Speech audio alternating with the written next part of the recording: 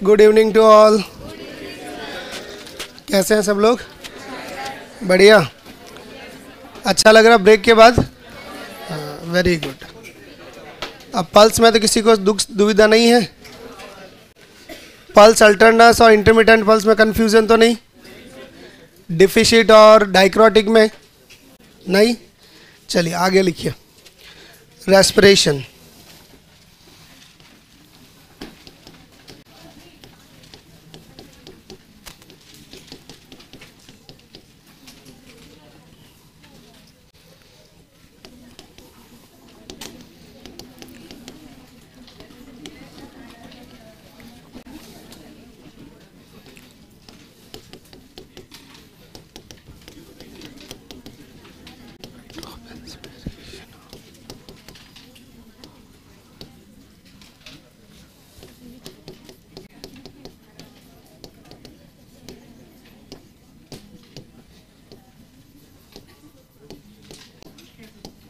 नहीं,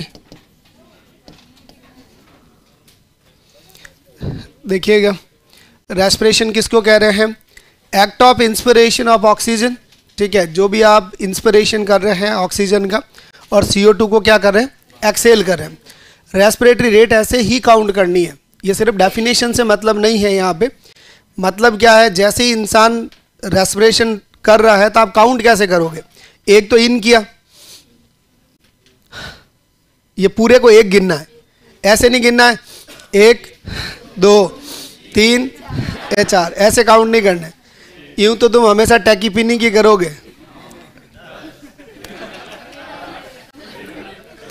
वो तुम्हारा गोरी भाग गया इधर से। 100 बस, इनू ज्यादा था पड़ी नहीं। तो इंस्पिरेशन और एक्सपिरेशन एक साइकिल है रेस्पिरेशन का। ठीक है, दोनों को साथ काउंट करना है। रेस्पिरेशन कभी भी काउंट करो किसी की भी, ठीक है, उसको अवेयर नहीं होना चाहिए पेशेंट को कि मैं तेरी रेस्पिरेशन रेट काउंट कर रहा हूँ। इसलिए अपन क्या करते हैं, पेट पे हाथ रखवा देते हैं ऐसे, और यहाँ से पल्स ले रहे होते हैं। पल्स आपने ले ली पूरी, ठीक है। और एक चीज़ और ध्यान रखना, जब कभी भी पल्स ले रहे हो तो स्टेबल पेशेंट है 15 सेकेंड तक ले लो और उसको 4 से मल्टीप्लाई कर दो। लेते हो ना स्टेबल पेशेंट में, कैसे करते हो? 15 सेकंड तक पल्स गिन ली कि साहब जो है वो 20 आ रही है, तो 4 से मल्टीप्लाई करोगे तो कितनी हो जाएगी? ठीक है, 80 हो जाएगी कि भाई 80 आ रही है। पर कभी भी सिक पेशेंट है, अनस्टेबल पेशेंट है, उसमें पूरे 1 मिनट तक पल्स को फील किया जाएगा। कितने मिनट तक? पूरे 1 मिनट तक। डाटा याद रहेगा कि नहीं रहेगा? अगर स्टेबल पेशेंट है 15 सेकेंड तक गिन लो या 30 सेकेंड तक गिन लो और डबल से मल्टीप्लाई कर दो। और अगर 15 सेकंड तक गिन रहे हो तो 4 से मल्टीप्लाई कर दो। पर अगर कभी भी अनस्टेबल पेशेंट है तो आपको कितने से करना है? फुल 1 मिनट जो है वो आपको पल्स मेज़र करनी है। और जब कभी रेस्पिरेशन रेट देखते हैं तो आपने ऐसे रख के पल्स को देख लिया, ठीक है, पल्स तो कंप्लीट हो गई। अब उसको देखो, ऑब्जर्व करो अगले 1 मिनट तक कि वो पेशेंट का ब्रीदिंग कैसा है। तो उसको पता नहीं रहेगा तो वो आराम आराम से सांस लेगा। तो आप सिर्फ देखो कि हाथ ऊपर कितनी बार आ रहा है। तो अगर वो 10 बार 12 बार ऊपर आ गया 1 मिनट के अंदर तो आपको पता चल गया कि इसकी रेस्पिरेटरी रेट कितनी है। 12 है, 10 बार आया तो 10 है, 14 बार आया तो 14 है। तो ये आपको ध्यान रखना। पर अगर आप उसको कह दोगे कि मैं तेरी सांस की दर गिन रहा हूँ, तो वो थोड़ी देर तो क्या होगा, रोक के बैठ जाएगा। कॉन्शियस है ना, अपना खुद का वॉलंटरी कंट्रोल है, तो मैं रोक दूंगा। पल्स रेट को तो तुम रोक नहीं सकते हो, नहीं तो तुम उसको भी रोक लो, ठीक है, और बैठ जाओ, बोले 30 आ रही है, मैनेजमेंट कर। ठीक है, तो इसलिए क्या है, रेस्पिरेशन जो है वॉलंटरी है, आप सांस को रोक सकते हो। तो इसलिए आपको ध्यान रखना, पेशेंट अवेयर नहीं होना चाहिए कि आप उसकी रेस्पिरेटरी रेट काउंट कर रहे हो। लोगों को जब कभी बोलते हैं ना कि सांस में दिक्कत आ रही है क्या, वो अचानक से जो है वो मरीज बैठे बैठे ऐसे करने, हाँ साहब आ रही।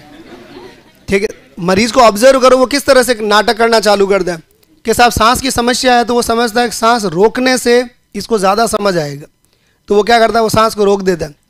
माता जी सांस लो, इतनी हमेशा आइस तकलीफ है, यही तो लिखना है तुम्हें, तकलीफ तो यही है कि यही सांस कम आ रही है। तो कभी भी कॉन्शियस नहीं होना चाहिए पेशेंट, ये आपको ध्यान रखना। नेक्स्ट, आपका नॉर्मल रेस्पिरेशन का अगर काउंट करें, नॉर्मल रेस्पिरेशन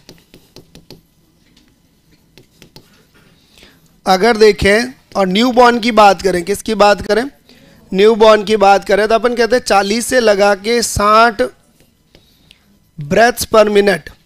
ध्यान रखना ये यूनिट यहाँ पे चेंज है। जब पल्स लिखा आपने तब बीट्स पर मिनट लिखा था, और जब भी आप न्यू बॉर्न की रेस्पिरेशन लिख रहे हैं 40 to 60 ब्रेथ पर मिनट है, इतना रह सकता है। इससे ज़्यादा अगर होता है तो फिर अपन टैकीपिनिक बोलते हैं। क्या बोलते हैं? टैकीपिनिक। नेक्स्ट, अगर अपन चिल्ड्रन की बात करें, किसकी बात करें, चिल्ड्रन की बात करें, तो कितना रहेगा, इसका आधा कर लो। कितना कर लो? इसका आधा, तो 20 ब्रेथ से लेके 24 ब्रेथ तक चलता है।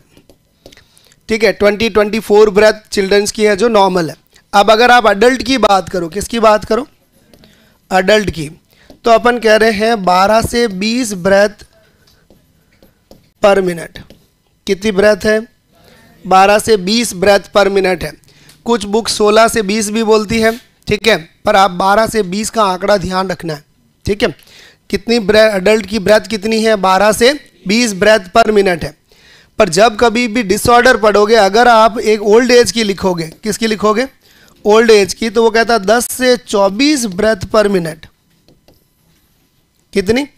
10 से 24 ब्रेथ पर मिनट। इसका मतलब यह है कि इसने जो डायग्नोज करेंगे टैकीपीनिया और ब्रेडीपीनिया, वो इसी रेट से डायग्नोज करेंगे।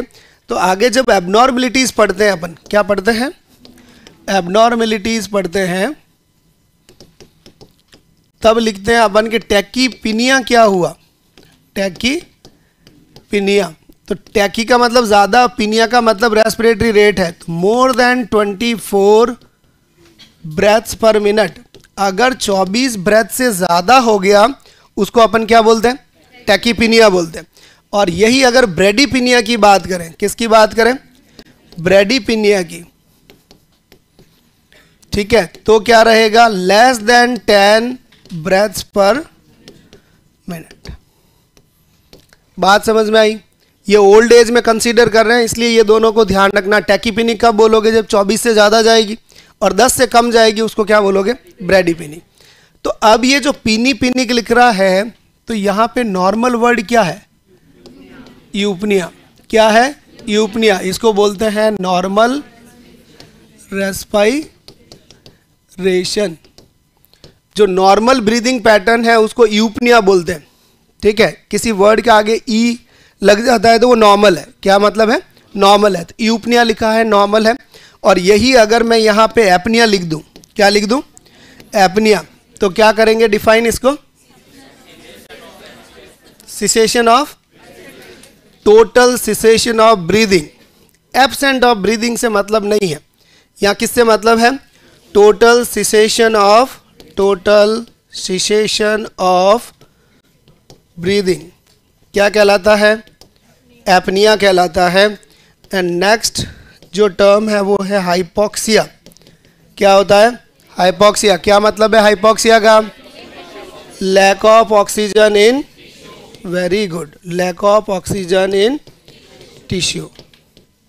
और नेक्स्ट यही अगर आगे लिखूं मैं हाइपोक्सीमिया, होशियार हो गए रे तुम लोग, पढ़ाने की जरूरत ही नहीं थी मुझे। Lack of oxygen in blood. नजर नहीं लगे तुम लोगों को, हाँ, इसलिए तुम लोगों का।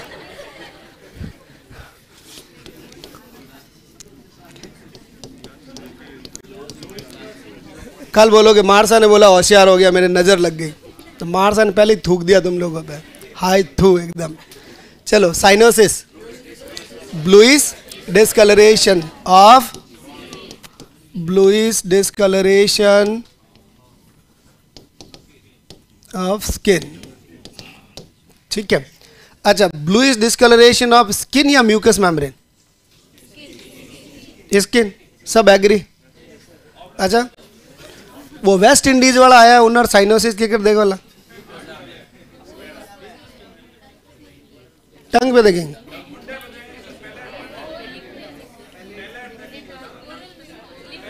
पैलेट देखेंगे, हाँ तुम ही ज्ञान दे दो और कुछ। किधर देखेंगे? हाथ देख लेंगे, पीले है कि नहीं है, बोलो बोलो जल्दी। अरे भैया म्यूकस मेम्ब्रेन से देखना है, काले आदमी के मुंह के अंदर कालापन नहीं रहेगा, ठीक है, काली जुबान हो सकती है, ठीक है, पर म्यूकस मेम्ब्रेन नहीं है। तो आप उसका जो है वो क्या देख सकते हो, लिप का जो इनर कवरिंग कलर है वो आप देख सकते हो, म्यूकस मेम्ब्रेन देख सकते हो, ठीक है। नेक्स्ट, और साइनोसिस भी दो तरह की देखते हो ना, एक पेरिफेरल साइनोसिस एंड एक सेंट्रल साइनोसिस। पेरिफेरल साइनोसिस कहाँ से देखोगे? नेल बेड से। कहाँ से? नेल बेड से। और सेंट्रल साइनोसिस टंग से, लिप से, ठीक है, ये चेक करना है। नेक्स्ट लिखो जॉन्डिस, सुनो समझो, हाँ लिखना नहीं, हाँ। जॉन्डिस क्या होता है? Yellowish discoloration of skin. चलिए, तो क्या हो गया? येलो डिस्कलरेशन हुआ, उसको क्या बोला? जॉन्डिस बोल दिया। चलो यहाँ तक तो आप सब होशियार थे, अब इसके बाद में तुम सब अब डफोड़ होने वाले हो। चलिए, नहीं, सिर्फ अभी डफोड़ होगे, बगना आगे वाली 3 होगी, उसमें तुम बगने बनोगे, ठीक है। चलो सुनिए, अब ये तो सिंपल सी टर्म्स थी जिसके बारे में आपको पता होना चाहिए था। अब सुनिए, डिजीज कंडीशन के लिए कौन सी जरूरी है। स्ट्राइडोर का मतलब क्या है? ये अलग से साउंड्स हैं जिनके बारे में आपको पढ़ना चाहिए। अब अरे मैंने बोलने तो पहले थे, मन क्यों दिया करो, मारेगा यहाँ डोटो आ जाएगा, करे बोलने दिया करो।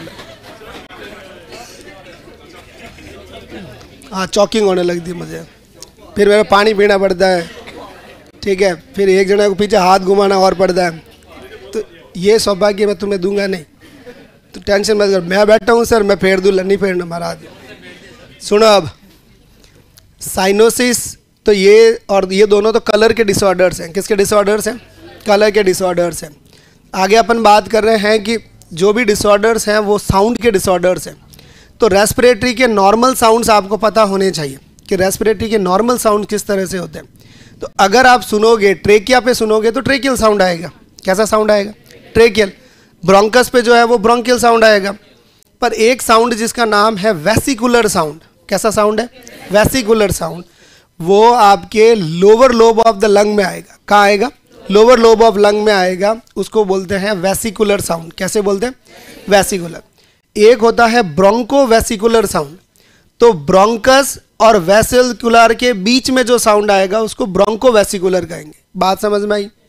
ट्रेकिया पे ट्रेकियल, ब्रोंकस पे bronchial, lower lobe of lung पे वेसिकुलर, और ब्रोंको वेसिकुलर है, इसका मतलब है ब्रोंकस और एल्वियोलाई के बीच में जो साउंड आएगा वो ब्रोंको वेसिकुलर साउंड आएगा। ये नॉर्मल साउंड होते हैं। अगर इन साउंड में कुछ भी एबनॉर्मल हुआ तो अलग साउंड आने स्टार्ट करेंगे, राइट। अब अलग साउंड किस तरह का है? पहला साउंड है स्ट्राइडोर। क्या साउंड है? स्ट्राइडोर। स्ट्राइडोर का मतलब ये है ए हैरिश वाइब्रेटिंग श्रिल साउंड। कैसा साउंड है? ए हैरिश वाइब्रेटिंग श्रिल साउंड। अगर ऐसा कोई साउंड आता है इसका मतलब ये है कि एक पासेज है, तुम्हारा गला है, गले से बराबर हवा आ रही है, कोई दिक्कत नहीं है, सांस आ रही है। अगर इसके अंदर कोई कांच की गोली फंस गई, कोई सिक्का फंस गया, तो हवा उससे टकरा के आएगी। और जब टकरा के आएगी, मान लीजिए ये कोई भी एक हिस्सा है, एंड है, इसके अंदर ये अगर हवा आ रही है तो इसके अंदर से आसानी से जा रही है। अगर मैं यहाँ पे जो है वो कोई ऑब्स्ट्रक्शन डाल दूँ तो अब हवा जितनी पहले आसानी से पास हो रही थी अब वो इतनी आसानी से पास होगी क्या? नहीं ना। और वो इसे टकरा के जाएगी। जब टकरा के जाएगी तो एक साउंड प्रोड्यूस करेगी। वो साउंड किसका होगा? वो वाइब्रेशन साउंड होगा, क्योंकि वो उस चीज़ को हिलाते हुए जा रही होगी। इसलिए अपन बोलते हैं कि एक हैरिश वाइब्रेटिंग श्रिल साउंड है। वो ऐसा लगेगा कि आवाज़ जो आ रही है वो किसी चीज़ के टकरा के आ रही है, ठीक है। तो इसको बोलते हैं स्ट्राइडोर। क्या है?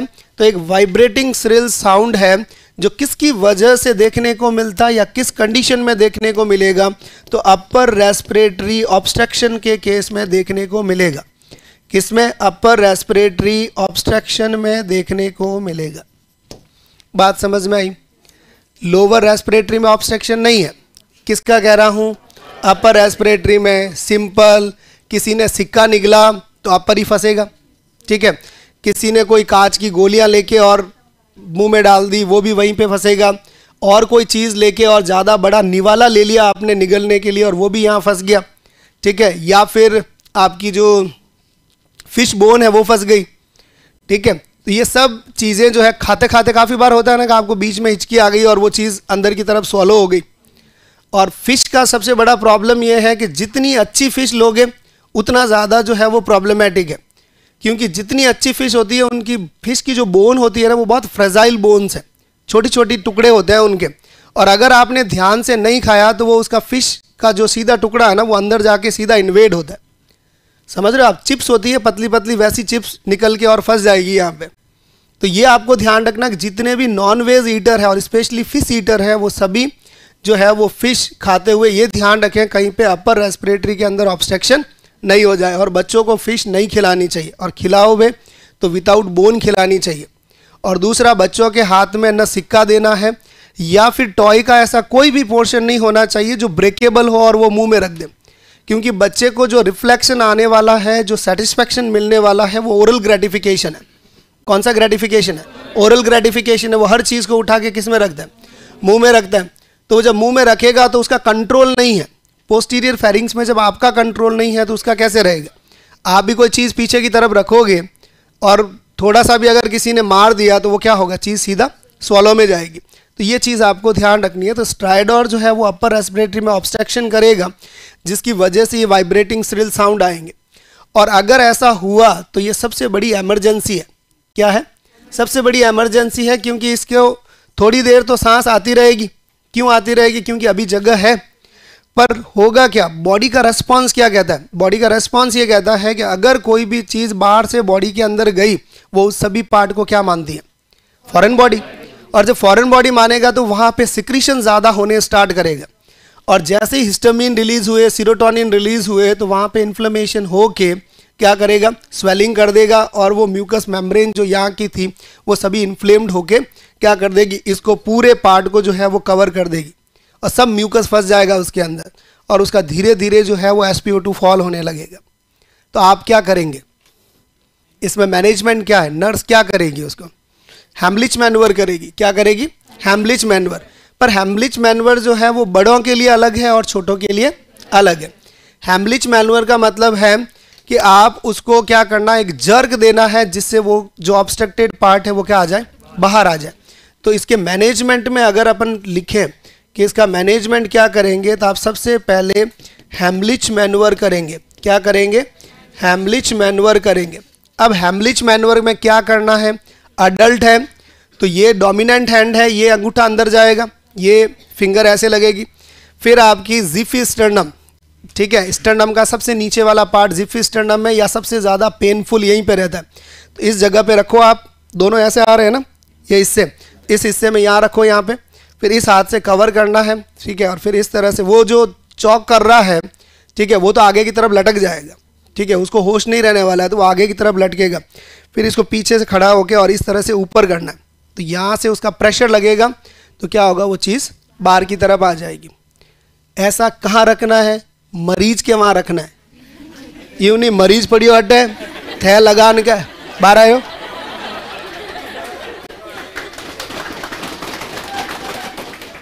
बता दूं भाई, यूं ही है, ठीक है। सिरप दे दी और बोले हिला हिला के देनी है, मरीज को दे हिला और 2 ढक्कन फिर पिला दे। तो मेरे को क्या पता इसको पिलानी थी। खूब होता है ऐसे, मतलब मरीज को देखता है ना, उसको बोलता है कि जाओ इसका वजन करा के लाओ, तो वो बाजू वाला एक खाता खाता बोलता है किसका? तू खा, ठीक है, पेशेंट का करवा के लेके आ। तेरे को नहीं बोला कि तू तेरा वजन करवा के लेके आ, तू यहाँ बैठा बैठा कितना मोटा हो गया फ्री का खा खा के। मतलब लोग पूछते ही ऐसा ही है कि किसका वजन करवाना है, तो भाई इसका ही करवाना है। एक इंसिडेंस, बहुत बढ़िया इंसिडेंस था, एक बताना ही तो नहीं है, ठीक है। एक सरकारी अस्पताल में गया, मेरी मम्मी की जो है वो करवानी थी, एंजियो करवानी, तो उधर बैठ गया, जाके बैठा तो लोग सभी ऐसा वार्ड में लगे हुए बेड, ठीक है। तो एक बेड में मेरा इधर वाला वार्ड था, तो ये आजू बाजू ही वार्ड है, इधर कोई ज़्यादा मतलब डिफरेंस नहीं है मेल फीमेल वार्ड में। तो इधर सारे मेल हैं, इधर सारे फीमेल के बेड्स हैं। तो एक बाबा को कार्डियक अरेस्ट आया, उस बाबा को लेके आए, ठीक है। बाबा बैठा उधर, सुबह लेके आए होंगे, दोपहर तक तो वो सेटल हो गया एकदम रेडी कि हाँ अब ठीक है। उसको बोला 2 दिन टाइम है, अभी आपके लेवल थोड़े अप डाउन्स हैं, तो 2 दिन बाद करेंगे एनजीओ, ठीक है। अभी नीचे एक दरी लगी हुई, उस पर 4-5 लोग जो है ना वो पपीता खा रहे हैं बैठ गए, बढ़िया 3 किलो मिल रहा है 100 में, ठीक है। तो क्या दिक्कत, हथई ठोक रहे हैं और पपीता खा रहे हैं, बैठ गए। सब थाली में काटा हुआ पड़ा पपीता और चिपका रहे हैं। डॉक्टर साहब राउंड पे आ गए उस समय, कंसल्टेंट वो भी 3-4 साथ में झुंड लेके आए बेड पे। उस बेड पे आके बोलते हैं, बोले मरीज का है। तो वो 4 लोगों के एक्सप्रेशन देखने लायक थे। वो एक तो मुंह में ठूसा हुआ, बोले वो बाजू वाले को कह रहा है, बोले हूँ। वो उसको पूछ रहा है बाबा की थे, वो उसको पूछ रहा है बाबा की थे।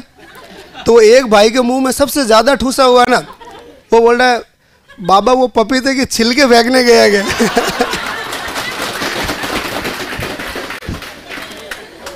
वो डॉक्टर साहब बोले मरीज कौन है? बोले मरीज तो ही तो छिलके फेंकने गया है। बोले तुम कौन हो? बोले हम तो मिलने आए थे। तो भागो यहाँ से तुम लोग बाहर। और बाबा कार्डिया का मरीज और छिलके फेंक रहे गया बाहर है, बड़े एंटीक पीस। और फुल मजे आते हैं, लोग देख के जाते हैं, ऐसे करे क्या उनका, ठीक है। इतनी बड़ी मतलब मजे लेते हैं लोग पूरे। एप्पल लेके जाते हैं ना, तो वो एप्पल देख के यूं नहीं कि मैं यहाँ से चला जाऊँ, वो उस एप्पल में नियत रहती है उसमें, ठीक है, कि भाई मेरे को पूछ ले कि 3 एप्पल लेना है, एक आधी तो पूछ ले खा लूँ। नहीं, रोटी का टिफिन लेके आएंगे तो भी वही घर से बहुत जल्दी निकला आज टिफिन लेके, ठीक है। ये वो तो क्या आप खाना खा के नहीं आए? नहीं, बोल लाओ तय आ जाओ, आ जाओ। वही बैठ के जमावड़ा लगा के वही साथ में जिमेगा। लोगों की पता नहीं क्या साइकोलॉजी अलग है, उनको बड़ा अच्छा मज़ा आता है, माहौल बनाता है ना।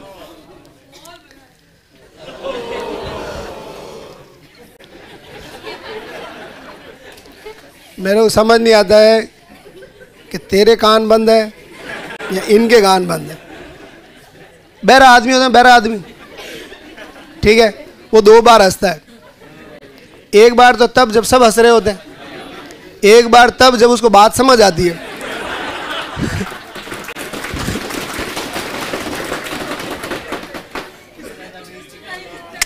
सुनाई दे रहा है तो एक बार फिर हंस।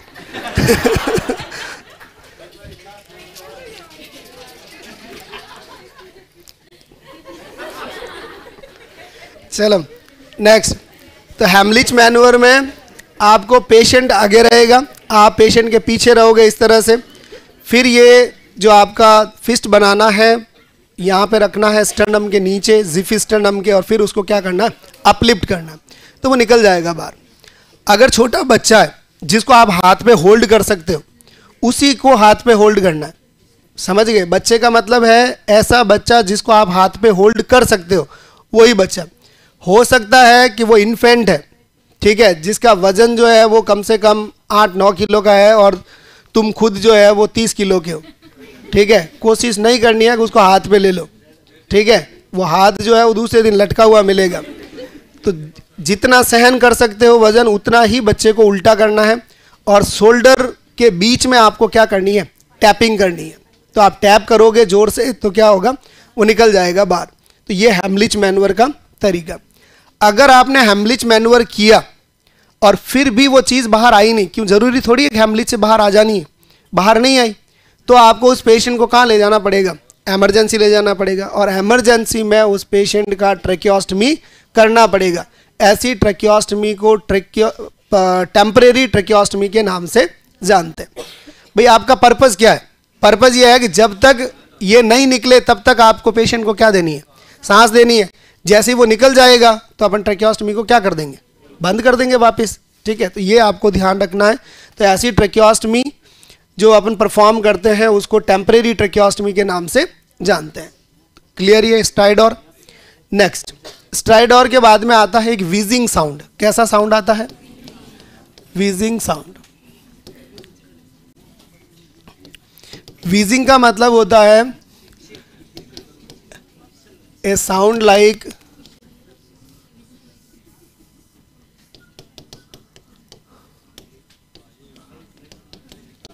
विसल, ठीक है। अब आपका ये विसल साउंड जो है, ठीक है, ये इंस्पायरेशन और एक्सपायरेशन दोनों में ही सुनाई देता है। कैसा सुनाई देता है? इंस्पायरेशन एंड एक्सपायरेशन दोनों में ही सुनाई देता है, ठीक है, ये ध्यान रखना। पर एक्सपायरेशन पे ज़्यादा सुनाई देता है, प्रोमिनेंट है एक्सपायरेशन पे। तो दोनों आए तो भी ठीक है, और एक साउंड आया एक्सपायरेशन का पूछे तो भी आप एक्सपायरेशन का लिख सकते हो। ऐसा किस कंडीशन में देखने को मिलेगा? ऐसा अस्थमा के केस में देखने को मिलेगा। अस्थमा कैसा? सीवियर अस्थमा होता है तब देखने को मिलेगा, हर अस्थमा के मरीज को नहीं मिलेगा। कुछ सीजनल अस्थमा होता है तो कोई अटैक डायरेक्ट नहीं आ जाते हैं कि एकदम आएगा और तुम्हें ये विजलिंग सुनने को मिलेगी, ऐसा नहीं होगा, ठीक है। नेक्स्ट आपका नेक्स्ट साउंड विजलिंग साउंड के अलावा क्रैकल साउंड। कैसे साउंड है? Crackle sound.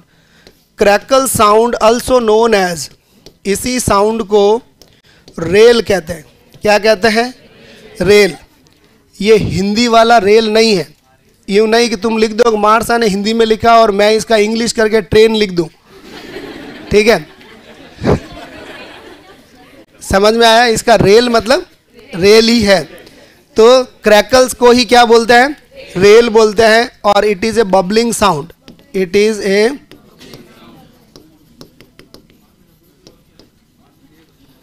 Bubbling sound. पानी, वो आजकल तो बबूल फुलाने वाले आ गए, पहले क्या करते थे, वो आजकल बर्फ़ वाला ये आता है ना, इसका सरफ वरफ डाल के और कुछ डाल के ऐसे ऐसे करते हैं, फिर वो बैलून फुलाते ऐसे, ठीक है। हाँ, सन 1970 के अंदर ऐसा नहीं था, ठीक है। वो क्या करते थे, घर पे कटोरी होती थी, उसमें सरफ डालते थे, फिर वो पैन की रिफल ख़त्म हो जाती थी, फिर उसको ऐसे करके फिर बबूले उठते थे, ठीक है। तो अगर कोई भी पाइप लेके और आप अगर ऐसे बुड़बुड़ बुड़बुड़ बुड़बुड़ जैसी आवाज़ आती है ना, ठीक है, बबल्स लाइक आवाज़ आती है, वो किस में आती है? क्रैकल्स में। और क्रैकल साउंड जो है वो निमोनिया में आता है। किस में आता है? निमोनिया में आता है। बात समझ आई? क्रैकल और रेल एक ही बात है। किस में सुनने को मिलेगा? निमोनिया में।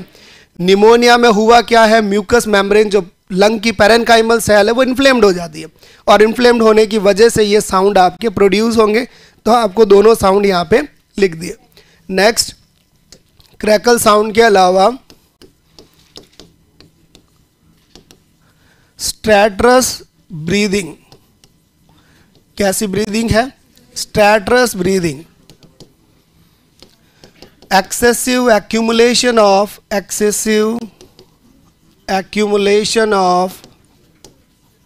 secretions in oral cavity।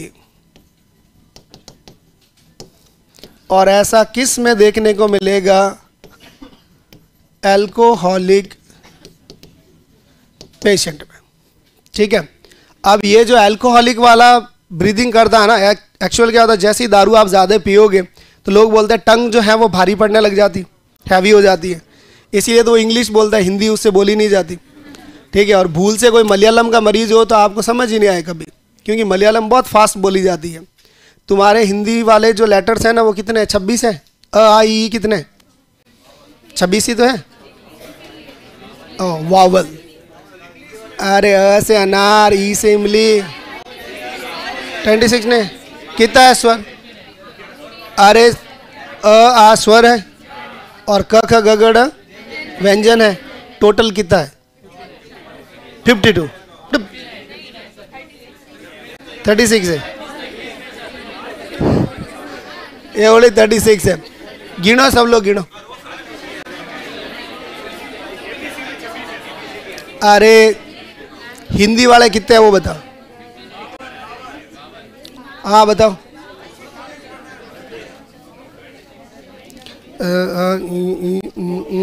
आई ओ आउ अंग अ 12 तो ये हो गए। काका गगड़ा चाचा जजड़ा पापा बाबा मैं यार लवा बोलो 52। हाँ चलो लॉक कर दिया। मलयालम के अंदर जो है इसमें 8 ज़्यादा वर्ड्स होते हैं, क्योंकि वहाँ पे ल र, ठीक है, ऐसे होते हैं। तो वहाँ पे रामायण ये है कि वो बोलते बोलते किन शब्दों को बोल जाते हैं और किन को खा जाते हैं, समझ में ही नहीं आता है, ठीक है। कोई है एनीबडी स्पीकिंग मलयालम? लोगों के बाल देख के सब केरला के नहीं होते। चल वो मैडम ये ल एंड ल ऐसे अलग अलग चीज़ होती है ना। हाँ, तो वो उनमें सबसे बड़ी वजह है उनको दारू पिलाने के बाद में वो ल का ल लिखने का ही नहीं निकलेगा तो वह हो गया काम। ठीक है, तुम्हें समझ नहीं आना। एक बार बुलवा दो। क्यों? सब 10-10 रुपए इकट्ठे करो, बुलवाऊंगा मैं।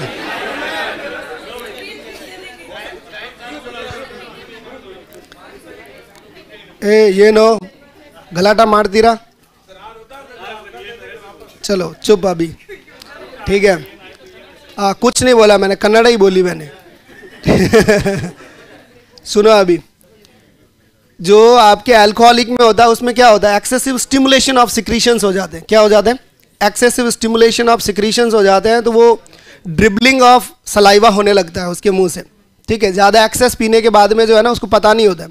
उनकी एक्टिंग्स देखा करो। मैं ज़रूरी नहीं है किसी का दारू पीना ही ज़रूरी है। उन लोगों जब दारू पीते हैं ना उनको ऑब्जर्व किया करो, व्हाट दे आर डूइंग, उसमें ज़्यादा मजा है। वो पीने के बाद में जो डायलॉग देते हैं ना वो सबसे ज़्यादा मेमोरेबल डायलॉग्स होते हैं। तो भाई तो गाड़ी चला हुई रोज, ठीक है। वो जिसको गाड़ी चलानी आती नहीं है और वो कहता है कि आज भाई चलाएगा, उन दिन कहना भाई मरण होता है। आज कॉन्फिडेंस तो ठेठ यहाँ है और जाना तय है। मेरे साथ एक हो रखा है सीन। बताओ नहीं, गाड़ी चलाने का नहीं बोला मैंने।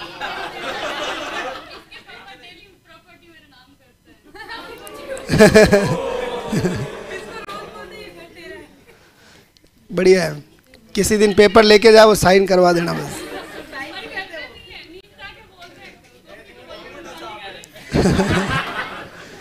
सुबह उठते चल वो पेपर वापस ले दे। ठीक है, हो गया तेरे नाम किया ना।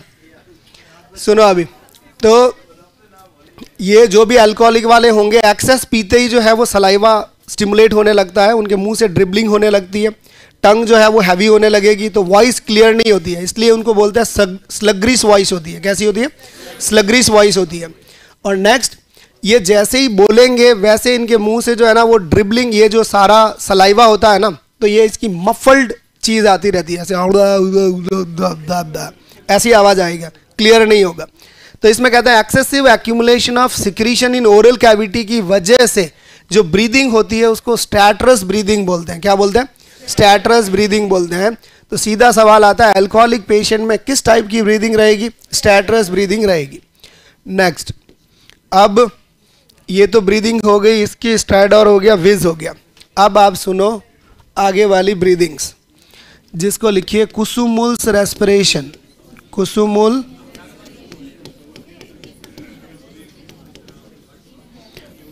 रेस्पिरेशन सुनिएगा। कुसुमुल रेस्पिरेशन होती कैसी है? रेगुलर एंड डीप होती है। कैसी होती है? Regular and deep breathing. ध्यान रखिएगा इस चीज़ का। Regular and deep breathing known as the Kussmaul respiration. हुआ क्या है इसमें? अगर मैं यूपनिया का डायग्राम बनाऊं, किसका बनाऊं? यूपनिया का डायग्राम बनाऊं तो मैं लिखूंगा यहाँ पे ये जो एक लाइन बनी हुई है, ठीक है, इसमें ये कर्व चल रहा है इस तरह से। ये क्या बनाया है? कर्व किसका बनाया? यूपनिया का बनाया। अगर मैं यहीं पे कुसुमुल रेस्पिरेशन का बनाऊं, किसका बनाऊं? कुसुमुल रेस्पिरेशन का डायग्राम ड्रॉ करूं तो मैं कह रहा हूं यहाँ पे ये लाइन है आपकी, और यहाँ पे जो ब्रीदिंग पैटर्न रहेगा वो इस तरह से रेगुलर है एंड डीप है। इस कर्व को देखो और इस कर्व को देखो, बात समझ आ रही है? ये पैटर्न नॉर्मल पैटर्न है, जबकि ये पैटर्न में रैपिड है एंड डीप है। तो देखो रैपिड से इस कर्व से पता लग रहा है ना, इट्स रैपिड। और डीप का मतलब क्या है? Having the curve more depth. ठीक है, तो ये कर्व का डेप्थ ज़्यादा है, इसलिए इसको बोलते हैं कुसुमुल रेस्पिरेशन। अगर इसी रेस्पिरेशन के आगे मैं ये कहूँ कि एक और रेस्पिरेशन होती है जिसको बोलते हैं चेनी स्ट्रोक रेस्पिरेशन। अगर इस रेस्पिरेशन का मैं कर्व ड्रॉ करूंगा यहाँ पे, तो कैसा कर्व रहेगा? तो यहाँ पे देखो, ये लाइन बनाया आपने यहाँ पे, और लाइन बनाने के बाद में यहां से ये ब्रीदिंग स्टार्ट होती है। Max, pause, pause, pause. हुआ क्या? यहां से ब्रीदिंग नॉर्मल पैटर्न बना, हाइपर एपनिया की तरफ गया, फिर हाइपो में आया, और फिर क्या हुआ? पॉज। फिर वापस स्टार्ट हुआ ब्रेथ, हाईएस्ट लेवल तक गया, पीक लेवल तक, फिर एपनिया का एपिसोड आ गया। तो इसको, ऐसी ब्रीदिंग को बोलते हैं चेन स्ट्रोक रेस्पिरेशन। क्या बोलते हैं? Chain stroke respiration. अब आगे देखिएगा, अगर इन्हीं ब्रीदिंग पैटर्न में एक ब्रीदिंग और लिखी जाए, यहाँ पे बिटॉट रेस्पिरेशन। कौन सा है? Bitot respiration. तो इसमें देखिएगा, यहाँ पे ये सेम लाइन बन रही है,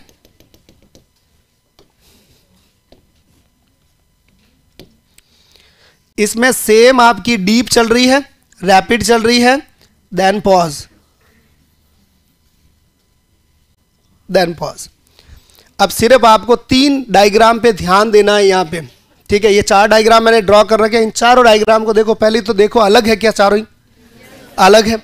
चलो अब समझो, यूपनिया के अंदर जो कर्व चल रहा है वो बिल्कुल नॉर्मल कर्व है। कैसा कर्व है? नॉर्मल कर्व है। कुसुमल के अंदर अपन कह रहे हैं डीप एंड रैपिड है। तो किसका डीप एंड रैपिड है? नॉर्मल का डीप एंड रैपिड है ना। तो देखो ये कर्व गहरा हो गया और चलता गया, पर रेगुलर रिदम है। कैसी रिदम है? रेगुलर रिदम है। चेन स्ट्रोक रेस्पिरेशन में क्या हुआ? स्टार्टिंग हुई, फिर और स्पीड बढ़ी, हाईएस्ट लेवल तक गई, फिर कम हुई, और फिर क्या हो गया? एपनिया हो गया। नेक्स्ट वापस स्टार्ट हुआ, हाईएस्ट लेवल तक गई, कम हुआ, और वापस क्या हो गया? एपनिया हो गया, पॉज हो गया। नेक्स्ट बिटॉट में देखो, देखने से तो आपको लगती है कि ये कुसुमुल रेस्पिरेशन है, पर इसमें भी क्या होता है? एपनिया का जो है वो हो रहा है, पॉज हो रहा है। इसका मतलब ये बिटॉट रेस्पिरेशन है। बात समझ में आई? अब इसकी डेफिनेशन लिखना बड़ा आसान है, ठीक है? कर कुछ नहीं रहे हैं। अगर मैं इसी जगह पे कुछ वर्ड्स लिखूं, आपके यहाँ पे एड ऑन करूं, तो eupnoea is a normal respiration. Kussmaul में क्या हुआ? कुसुमल में हुआ रैपिड एंड डीप। क्या हुआ? Rapid and deep. और चेन स्ट्रोक में मैं कह रहा हूं कि आपकी normal, hyper, hypo and pause आ गया। नेक्स्ट बिटॉट में मैं कहूंगा रैपिड, ठीक है, डीप एंड क्या हो गया? पॉज हो गया। और ये रेस्पिरेशन कैसी है? इर्रेगुलर है। जबकि ये रेस्पिरेशन कैसी है? रेगुलर है। बात समझ में आई? क्लियर? आराम से डायग्राम को देख लो। परीक्षा में जब कभी भी ये नाम सुनाई दे आपको, आप इसी पैटर्न को ध्यान रखोगे, तब गड़बड़ नहीं होगी। और नहीं तो क्या करोगे? इधर उधर कर लोगे। बिटॉट के अंदर जो है, क्योंकि लिखा हुआ आता है एपनिया, क्योंकि पहले जिस किसी ने भी पढ़ाया होगा उसने एक ही तुम्हें टारगेट दिया होगा। अगर किसी भी रेस्पिरेशन में एपनिया आ गया, मतलब वो चेन स्ट्रोक है। चेन स्ट्रोक नहीं है। एपनिया 2 रेस्पिरेशन में आता है, वो चेन स्ट्रोक में भी एपनिया आ रहा है और बिटॉट में भी आ रहा है। जब रेस्पिरेटरी रेट रैपिड हो रही है, डीप चल रही है, और उसमें चलते चलते क्या आ रहा है? एपनिया आ रहा है, तो वो कैसी रेस्पिरेशन है? बिटॉट है। और अगर चेन स्ट्रोक है तो नॉर्मल चलेगी, फिर हाई होगी, एकदम पीक जाएगी, हाइपो होगी, देन एपनिया होगा। क्लियर? किस किस कंडीशन में ऐसी आती है उनकी बात करते हैं यहाँ पे। किसमें? बेटा कर्व देखो, रेगुलर है या इरेगुलर है? Next Kussmaul respiration, regular and deep breathing हो गई। अब किस में कुसुमल रेस्पिरेशन देखने को मिलेगा? तो एग्जाम्पल अगर देखें तो डीकेए, डायबिटिक कीटोएसिडोसिस में, या फिर अपन कहें लैक्टिक एसिडोसिस में मिलेगा। किस में मिलेगा? लैक्टिक एसिडोसिस में मिलेगा। मैथेनॉल लिया है उसमें मिलेगा। सैलिसिलिक एसिड में मिलेगा, सैलिसिलिक एसिड में मिलेगा। एल्डिहाइड लिया है किसी ने, उसमें मिलेगा। इन सभी केस में जो है वो कुसुमल रेस्पिरेशन देखने को मिलेगी। किस किस केस में? रटा हुआ एक ही है तुमने, डीकेए, ठीक है। पर ध्यान रखो डायबिटिक कीटोएसिडोसिस के अलावा भी कुसुमल रेस्पिरेशन होती है। किस किस में? लैक्टिक एसिडोसिस में। मेथनॉल जिसने लिया है, जो आपका अल्कोहल आता है ना, दारू आता है, इथेनॉल एंड मेथनॉल दो तरह के आते हैं। जो इथेनॉल पीते हैं वो सबसे जहरीली शराब होती है। क्या होती है? इथेनॉल सबसे जहरीली शराब होती है। जिनको न्यूज़ में पढ़ा होगा ना, जहरीली शराब पीने की वजह से 5 लोगों की आंखें गई। ठीक है, तो आंखें जाने का मतलब है वो इथेनॉल पिया उन्होंने, ठीक है, जिसकी वजह से वो अंधे हो गए। तो इथेनॉल होता है और मिथेनॉल, तो इथेनॉल मिथेनॉल दोनों भाई बहन ही हैं, पर ये ज़्यादा टॉक्सिक नहीं होता है, एथेनॉल ज़्यादा है। नेक्स्ट आपका सैलिसिलिक एसिड की प्रेजेंस ज़्यादा है तो भी पेशेंट कुसुमल रेस्पिरेशन करेगा। एल्डिहाइड दिया है उसको तो भी वो कैसी करेगा? आपकी कुसुमल रेस्पिरेशन करेगा। चलिए next move on to the next respiration is the chain stroke respiration. कौन सा है? Chain stroke respiration. Chain stroke respiration मैंने आपको बता दिया कि इसका जो पैटर्न है वो कैसा है? Pattern is irregular. कैसा पैटर्न है?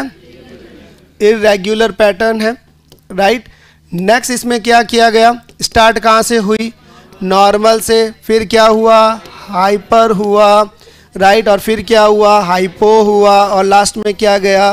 एपनिया किया गया, पॉज किया गया, right. Apnoea in the sense pause.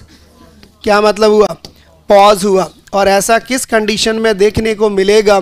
तो ऐसा हेड इंजरी के केस में देखने को मिलता है। किस केस में? हेड इंजरी के केस में, क्योंकि यहाँ पे इंक्रीज आईसीपी हो जाता है, intracranial pressure is raised, right, जिसकी वजह से ये ब्रीदिंग आपको देखने को मिलेगी।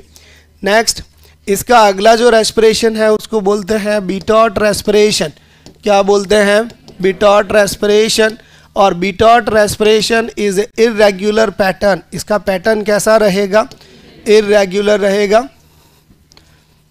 इरेग्युलर पैटर्न है और रहेगा कैसा? Rapid, deep and pause, right. तो ये तीनों अगर कॉम्बिनेशन है तो वो ऐसा देखने को मिलेगा। और एग्जाम्पल है आपका एटैक्सिक रेस्पिरेशन। कैसा है? एटैक्सिक रेस्पिरेशन है अगर किसी केस में आपके इंजरी टू द पॉन्स, किसको हो गया? इंजरी टू द पॉन्स हो गया, तो आपकी ऐसी रेस्पिरेशन देखने को मिलेगी। एटैक्सिक सेंटर होता है ना पॉन्स के अंदर, तो एटैक्सिक रेस्पिरेशन देखने को मिलेगा। इसका मतलब है आपका पॉन्स इंजर्ड हुआ है, जिसकी वजह से ऐसी रेस्पिरेशन देखने को मिलती है। समझी गया? रखो।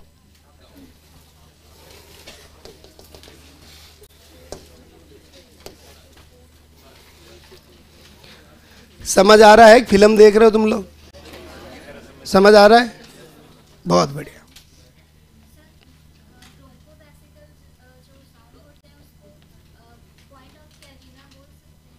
Not point of carina. Bronchial जो है आपका ट्रेकियो ब्रोंकियल साउंड जो होता है वो कैरिना बोल सकते हैं। कैरिना कहाँ पे होती है? लोकेशन देखो ना कैरिना की।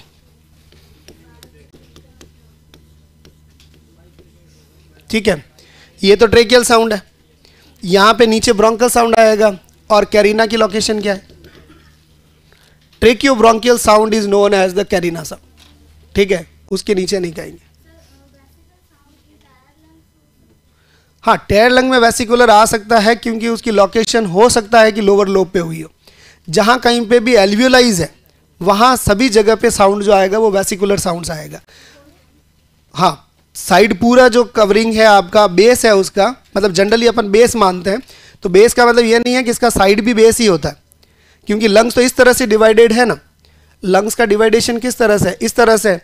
तो वो यहाँ से आपका ब्रोंकस, ब्रोंकियोल्स, फिर टर्मिनल ब्रोंकियोल्स, रेस्पिरेटरी ब्रोंकियोल्स, तो ये सब इसके कॉर्नर्स हैं वो सभी क्या है? एल्वियोलाइज है। तो इसलिए अपन कहते हैं कि इनके जो साउंड्स आएंगे वो सभी वेसिकुलर साउंड्स हैं। तो एल्वियोलाई में अगर कुछ भी हुआ है, यानी collection in the alveoli that creating the sound is known as the crackle sound, या एबनॉर्मल साउंड है वो, और नॉर्मल साउंड जो है वो वेसिकुलर साउंड रहेगा।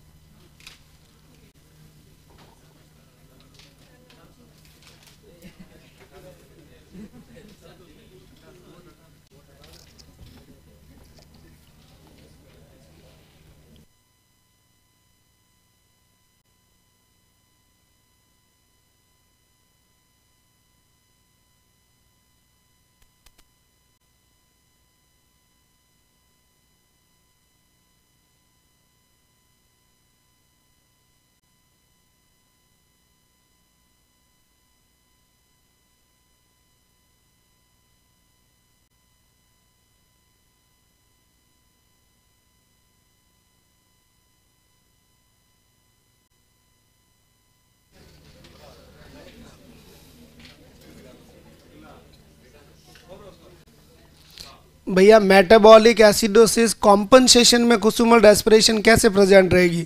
मेटाबॉलिक एसिडोसिस होगा तो कुसुमल होगी, कॉम्पनसेशन में कैसे होगा?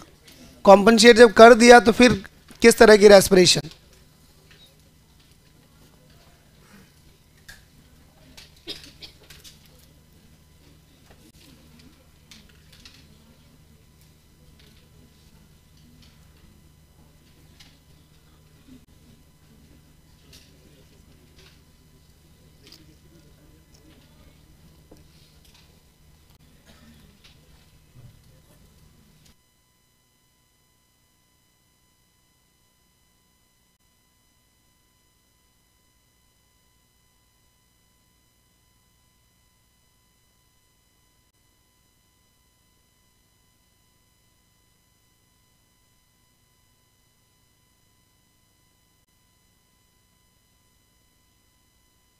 स्लीप एपनिया नाम सुना है?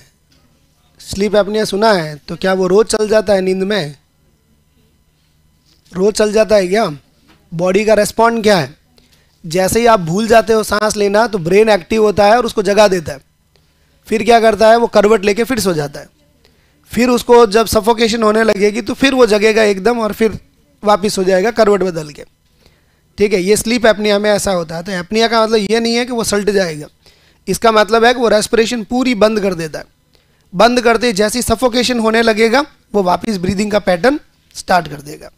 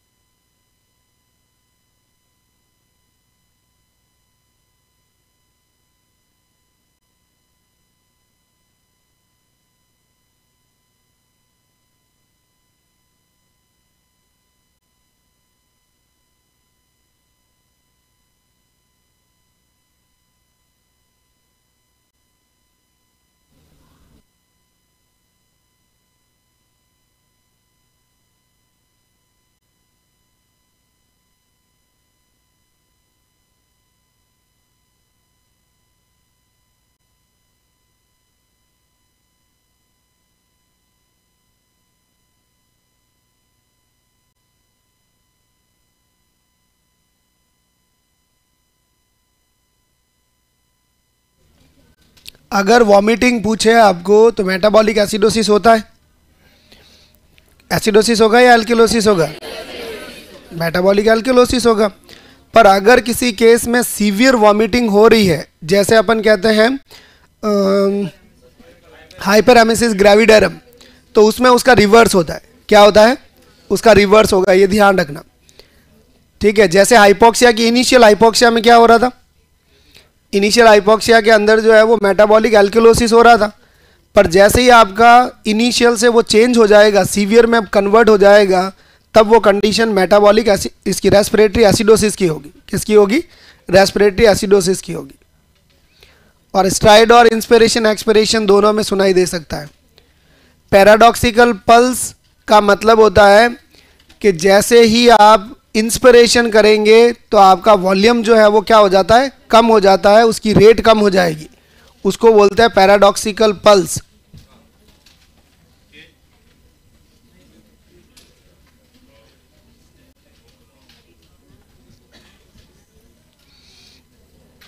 अच्छा, इसमें अपन लिखना भूल गए पैराडॉक्सिकल रेस्पिरेशन, अभी लिखते हैं, रुको।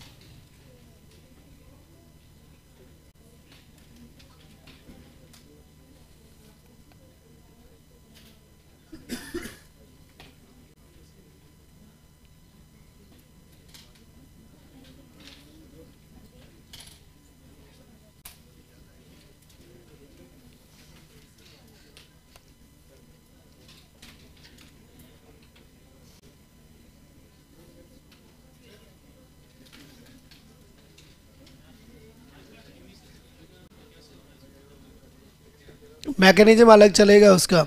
जैसे एसिडोसिस बाहर चला जाएगा, ठीक है, तो बॉडी क्या करेगी? उसकी डिमांड को पूरा करने के लिए जो है वो वापस जो है वो एसिड प्रोड्यूस करना स्टार्ट कर देगी सेल्स। एक्चुअल क्या हुआ कि आपका जो कंटेंट था वो पूरा बाहर चला गया, तो पेशेंट को नीड तो रहेगी, एनर्जी कहाँ से आएगी? तो वो वापस क्या करने लगेंगे?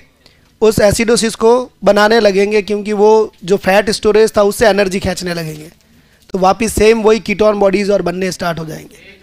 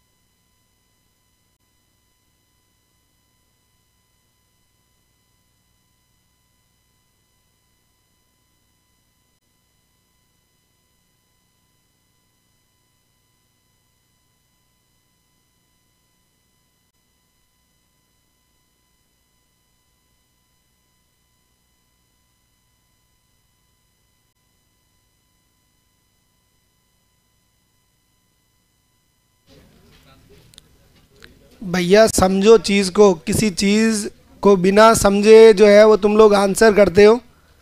मैंने क्या कहा आपको? वॉमिटिंग होगी, तो एसिड बाहर जाएगा। अब वॉमिट 1 दिन के लिए हो सकती है, 2 दिन के लिए हो सकती है, समझ आता है।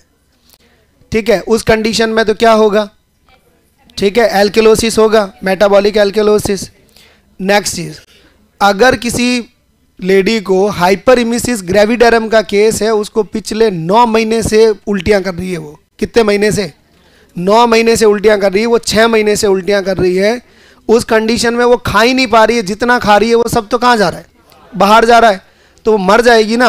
तो बॉडी उसकी एनर्जी को कहाँ से निकालेगी, जो स्टोर्ड फैट है उसी से तो निकालेगी, और स्टोर्ड फैट से जब एनर्जी निकालेगी तो उसके एंड प्रोडक्ट में क्या मिलेगा, कीटोन बनेंगे, और कीटोन बनेंगे तो एसिडोसिस होगा। तो सिर्फ और सिर्फ एकमात्र केस, अगर कोई कहे हाइपर इमिसिस ग्रेविडरम होता है तो कौन सा एसिड बेस इंबैलेंस होगा, तो मेटाबॉलिक एसिडोसिस होगा। बाकी की सभी सीवियर वॉमिटिंग के अंदर जो है वो आपको एल्कलोसिस लिखना है। क्लियर?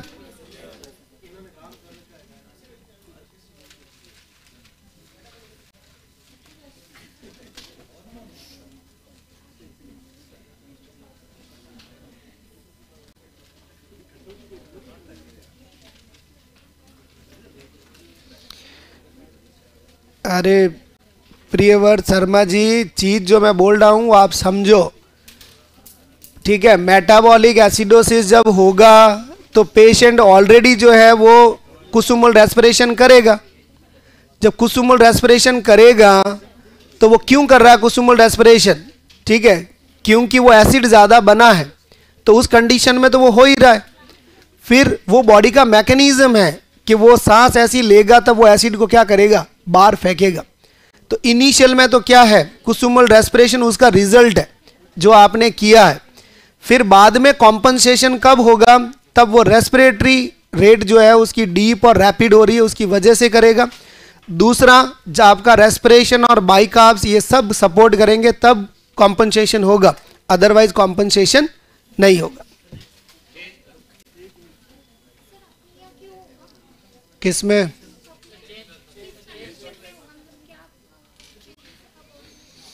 बॉडी में चेंजेस का ऐसा नहीं है। अगर आपके रेस्पिरेटरी इन्वॉल्वमेंट है, आईसीपी बढ़ा है, तो वहाँ पे चोट लग सकती है, इसलिए एपनिक होता है। रेस्पिरेटरी सेंटर इन्वॉल्व होते हैं, जैसे रेस्पिरेटरी सेंटर इसमें इन्वॉल्व हुआ, आईसीपी बढ़ा इसलिए तो उसने एपनिया कर दिया। आप यहाँ देखो बिटॉट के अंदर, इसमें मेडुला ऑब्लिंगेटा पे प्रॉब्लम नहीं है, इसमें सिर्फ पॉन्स में प्रॉब्लम है। रेस्पिरेटरी के कितने सेंटर्स होते हैं, 2 सेंटर है ना, मेडुला ऑब्लिंगेटा भी सेंटर है और पॉन्स भी सेंटर है। तो दोनों परीक्षा में आए तो दोनों राइट करने हैं कि ए और बी दोनों ही क्या है, राइट है। तो इसमें सिर्फ पॉन्स पे इंजरी हुई है और उसमें सिर्फ मेडुला ऑब्लिंगेटा पे जो है वो कंप्रेशन जा रहा है, समझ गए। तो इसलिए ये एपनिया की कंडीशन देखने को मिल रही दोनों में, बाकी किसी रेस्पिरेशन में एपनिया की कंडीशन नहीं होती है।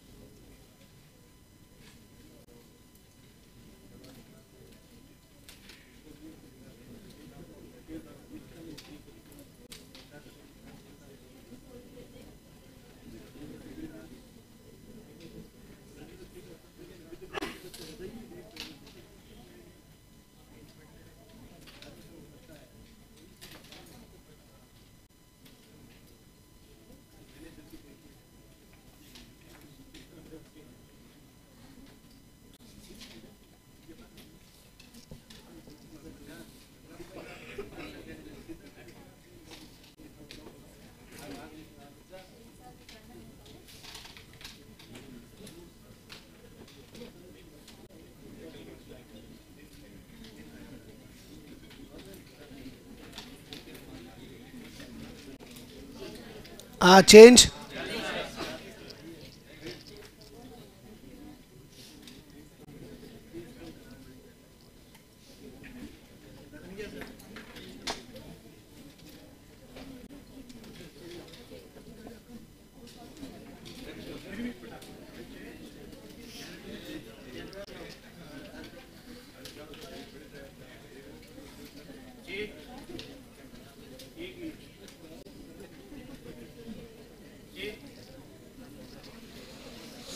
हो गया सबका?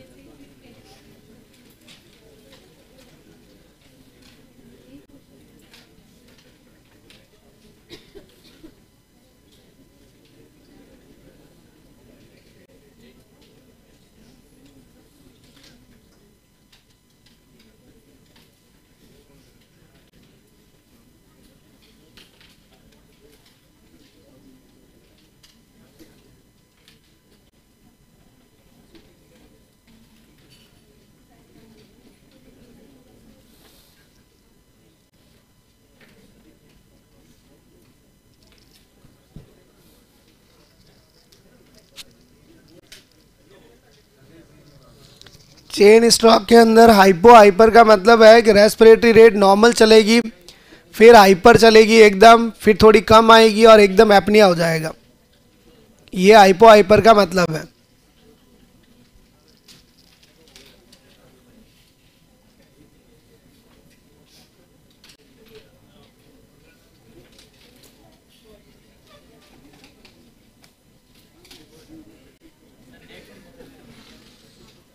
नेक्स्ट।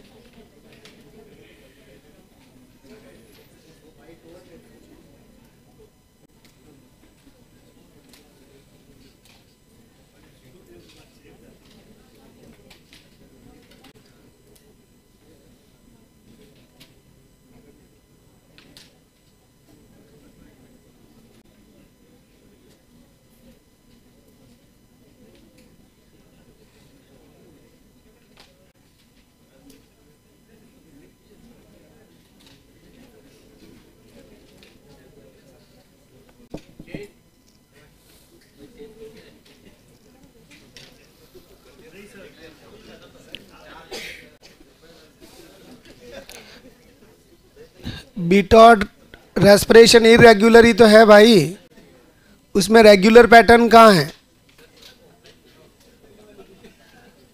ठीक है, बीच में एपनिया का हो रहा है ना, तो इरेगुलर पैटर्न ही है।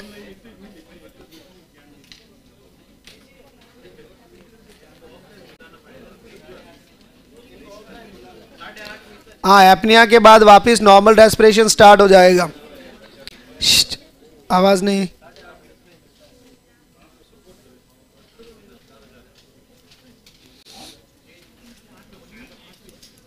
Done.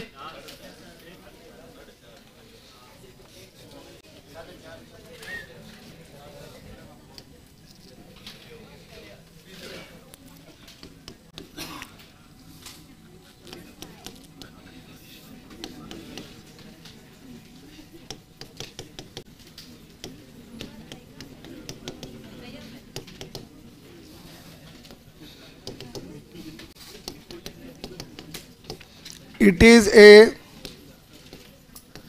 reversal of normal respiration.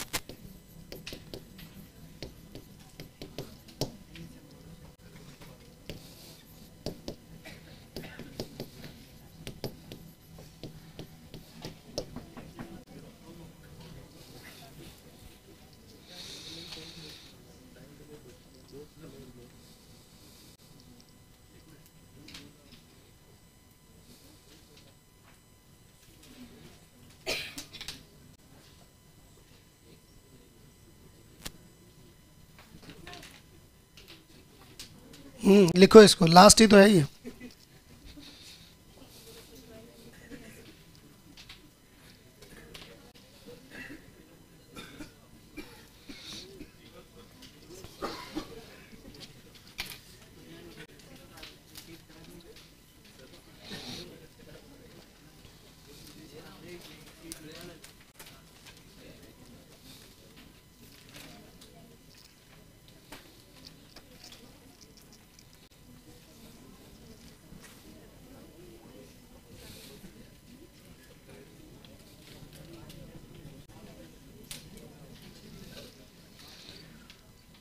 हो गया?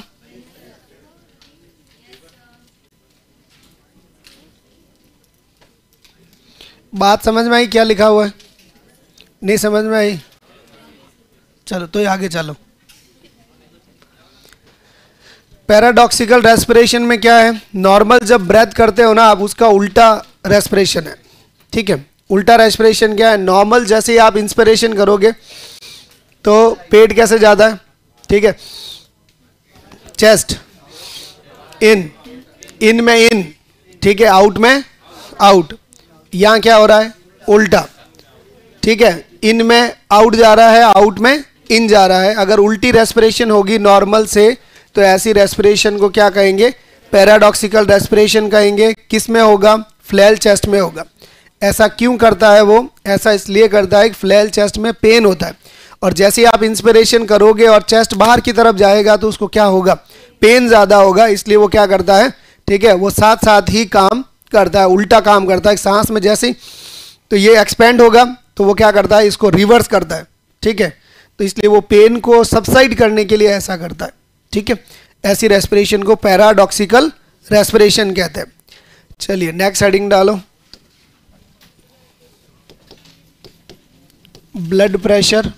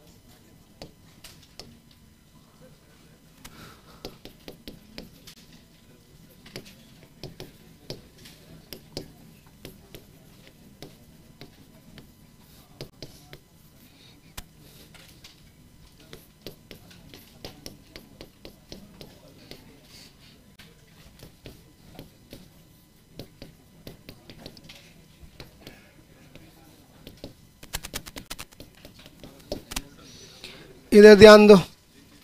ब्लड प्रेशर क्या होता है? ब्लड प्रेशर है putting pressure by blood and heart.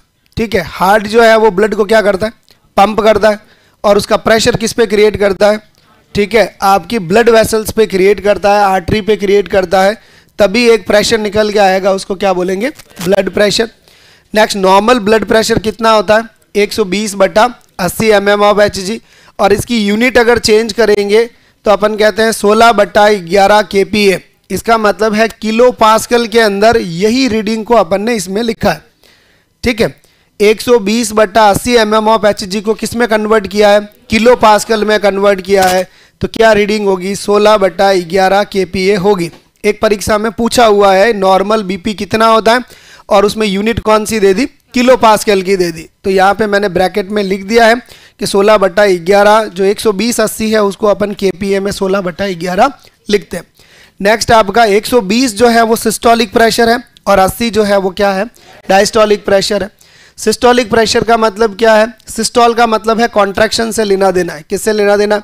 Contraction से। और डायस्टोलिक का मतलब है रिलैक्सेशन से लेना देना है। तो जब हार्ट कॉन्ट्रैक्ट करता है तो प्रेशर 120 का होना चाहिए, और जब रिलैक्स, जब हार्ट की फीलिंग हो रही होती है तब प्रेशर कितना होना चाहिए? 80 का प्रेशर होना चाहिए। नेक्स्ट, बीपी को मापने के लिए जो इंस्ट्रूमेंट है, ठीक है, उस इंस्ट्रूमेंट को क्या बोलते हैं? हाँ, जो बीपी को मापने के लिए इंस्ट्रूमेंट यूज किया जाता है उसको स्फिग्मोमैनोमीटर बोलते हैं।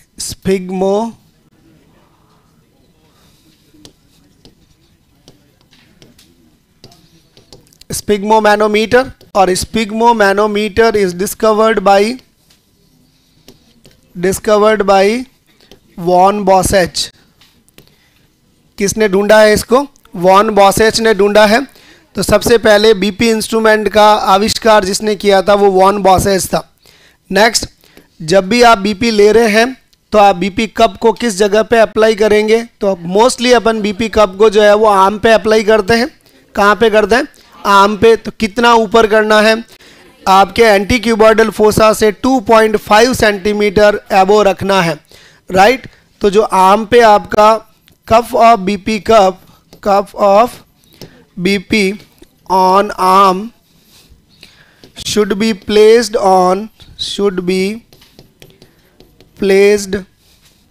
2.5 centimeter above the anticuboidal fossa।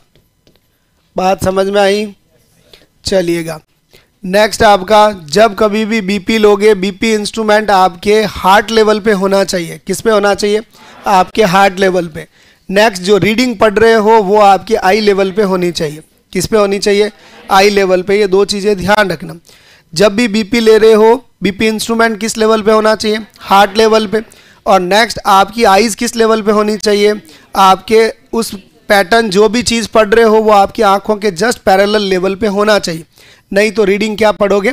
गलत पढ़ोगे, फॉल्स पढ़ोगे, राइट। तो बीपी इंस्ट्रूमेंट शुड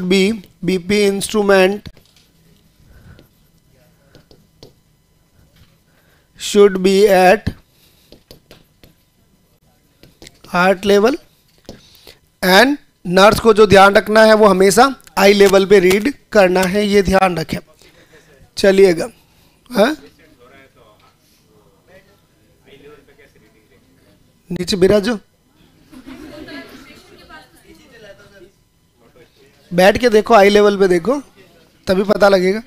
ऐसे भी पेशेंट जो है वो आपका सामने ही बैठता है और आप भी उसके बराबर ही बैठते हो, तो पैरेलल ही सिटिंग होती है, दोनों की अलग नहीं होती है।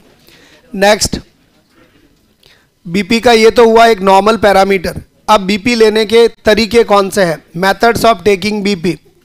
Methods of taking BP, methods of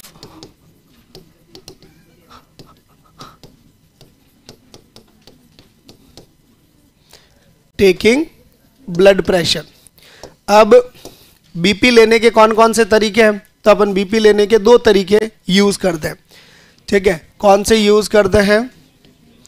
एक तो आपका इन्वेजिव है और एक आपका नॉन इन्वेजिव है। इन्वेजिव का मतलब है पुटिंग आर्टीरियल लाइन। क्या डाल रहे हो आप? आर्टीरियल लाइन डाल रहे हो। और नॉन इन्वेजिव जो कर रहे हो इसमें दो मेथड हैं और, ठीक है। एक में आपका पैल्पेशन मेथड है, ठीक है, और एक में आपका ऑस्कल्टेशन मेथड है, ठीक है। इन्वेजिव बीपी का मतलब क्या? आर्टीरियल लाइन डाली है आपने यहाँ पे और बीपी ले रहे हो, तो ये तो इन्वेजिव है, बॉडी के अंदर जा रही है। नेक्स्ट आपका नॉन इन्वेजिव, बॉडी के बार बार जो भी काम कर रहे हो, बीपी ले रहे हो, वो नॉन इन्वेजिव है। इसमें पैल्पेशन और ऑस्कल्टेशन। पैल्पेशन का मतलब है कि जैसे ही आप बीपी कप लगाया, ठीक है, और उसमें हवा भरी, फिर आप क्या करते हो? इस पल्स को देखते हो, ये गायब हो जाती है। जब हवा भरते हो ये जो टाइट होगा तो क्या होगा? ये गायब हो जाएगी। फिर आप उस कप को धीरे धीरे रिलीज करोगे और यहाँ पे पल्सेशन आना स्टार्ट हो जाता है। उसको आप क्या मान लेते हो? बीपी मान लेते हो, सिस्टोलिक बीपी आ गई, पर उसमें डायस्टोलिक का पता नहीं चलता। तो इसका एक प्रॉब्लम है। पैल्पेशन से आप करते हो तो उसमें ध्यान रखना, only systolic BP, only systolic blood pressure can get, ठीक है। सिर्फ सिस्टोलिक बीपी को माप सकते हो, डायस्टोलिक को उसमें नहीं माप सकते। फिर अपन कौन सा मेथड यूज करते हैं? अधिकतर और मोस्ट कॉमनली ऑस्कल्टेशन वाला। बीपी कप भी लगाते हैं, फिर उसमें जो स्टेथ है वो आप उसकी आर्टरी के ऊपर लगाते हो, अपने कान में रखते हो, फिर आप उसको कप को धीरे धीरे रिलीज करोगे। जैसे ही रिलीज करोगे पहला साउंड जो आएगा वो सिस्टोलिक का होगा, और जब साउंड पूरा गायब हो जाएगा वो डायस्टोलिक का होगा। तो इसको बोलते हैं कि इसमें सिस्टोलिक बीपी, कौन सी बीपी, सिस्टोलिक, और दूसरी कौन सी हुई, डायस्टोलिक, ये दोनों ही रीडिंग आप ले सकते हैं। ठीक है, तो ज़्यादा अच्छा कौन सा है, ऑस्कल्टेशन वाला अच्छा है। इससे भी ज़्यादा अच्छा कौन सा है, इन्वेजिव वाला है, क्योंकि बहुत ज़्यादा एक्यूरेसी के साथ देगा वो रीडिंग। ठीक है, नेक्स्ट,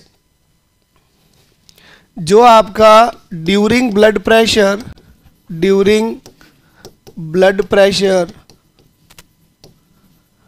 फर्स्ट साउंड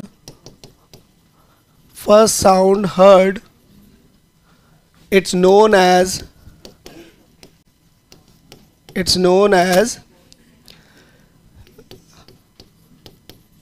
कॉर्कॉफ साउंड। क्या बोलते हैं, जो साउंड आपको सुनाई देता है वो कॉर्कॉफ साउंड है, और वो भी कैसा है, फर्स्ट कॉर्कॉफ साउंड है। और ये किसको इंडिकेट करता है, it indicate systolic blood pressure.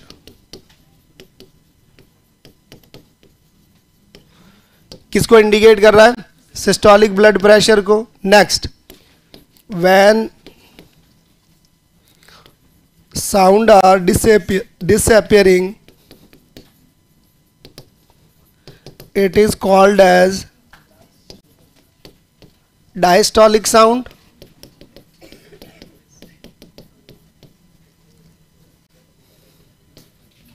also known as fifth Kharkov,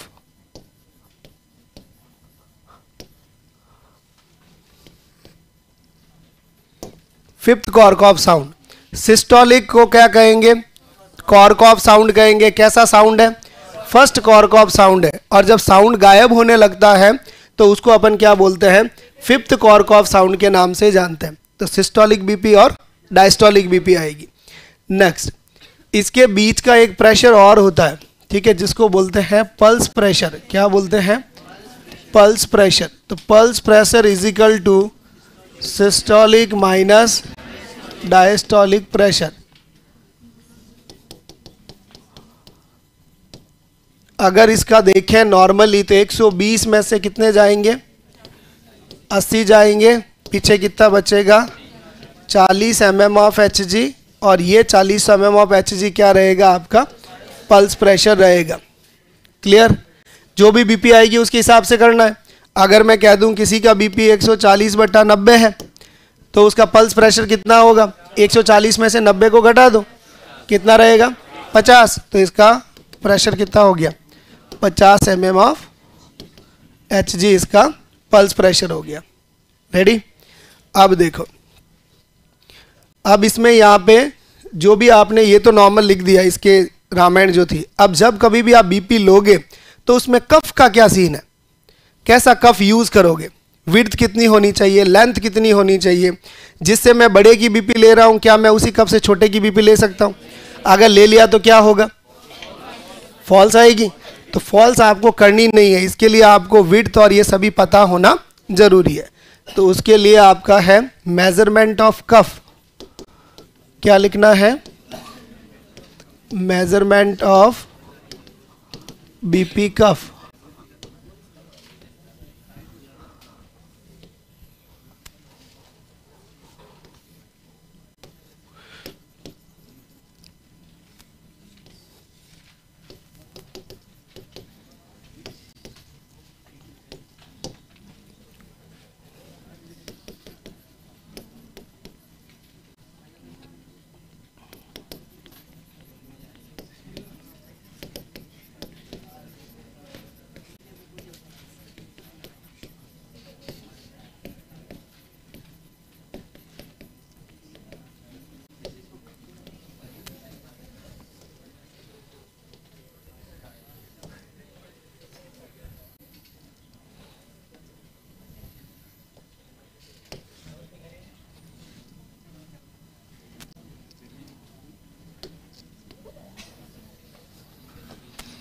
ये आपकी इंडेक्स बन गई measurement of BP cup. BP cup अब किस किस साइज का होना चाहिए, उसका विड्थ और लेंथ कितनी होनी चाहिए, ये सभी अपन जो भी बात करेंगे वो किस में करेंगे, सेंटीमीटर में बात करेंगे, राइट।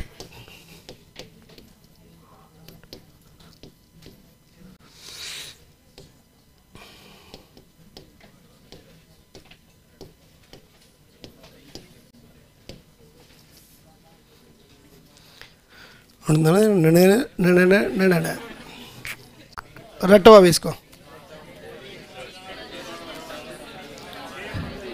बा बा बा डब जाओ अब। अरे रुको रे, सुनो पहले, नहीं रटा जाएगा तुमसे ये, जब तक मैं नहीं बताऊंगा तब तक। सुन लो, मेजरमेंट ऑफ बीपी का पहले तो इधर वाला ध्यान रखो, बच्चा पैदा हुआ न्यूबॉर्न, फिर इन्फेंट, फिर बाकी हैंग टाबरिया, ठीक है। उसके बाद में अडल्ट, बूढ़े, अडल्ट सब भेड़ा ही है। अडल्ट का एक तो आर्म से लोगे और एक कब से कहाँ से लोगे, थाई से लोगे। दूसरा चालू कहाँ से करना है, 3 नंबर से चालू करना है। 3 3 के आगे क्या है 5, 5 और 3 कितने हो गए 8। 8 के बाद में जो है वो एक 13वीं गिरे आ जाती है, ठीक है। तो ये 13 जो है एक प्रॉब्लम है, 13 नंबर, और 13 के आगे सीधा 20। अब सुनो, इसका तो याद रह जाएगा 3 5 8 13 और 20। अब 3 का डबल, 5 का डबल है, सुनो इधर, 3 दूनी 6, 5 तेरी, ठीक है, 8 तेरी 24 में से 3 घटा कितना है 21, और 13 के 30 होते ही है, ठीक है। और जब 13 के 30 हो सकते हैं तो 20 के 42 भी हो सकते हैं। ऐसे याद रखना है, याद हो जाएगा, ठीक है। एक बार पढ़ोगे 3 5 8 13 और 20, फिर 3 दूनी 6, 5 तेरी 15, 8 तेरी 21, 24 नहीं 21, और 13 रहा 30 और 20 के 42, बस खत्म, बात हो गया। सवाल राइट हो टंटो मीडियो, खत्म, ठीक है। अब आगे लिखो, फिर आगे बात करते हैं। लिखो,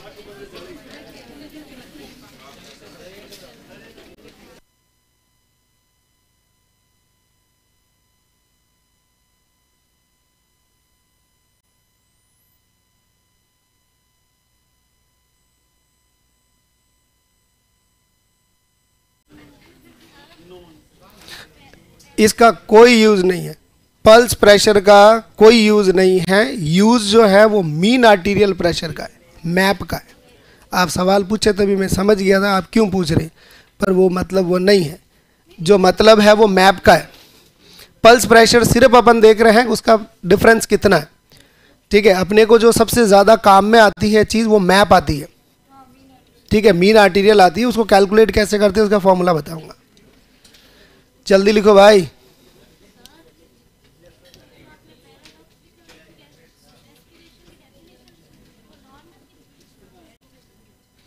पैराडॉक्सिकल की,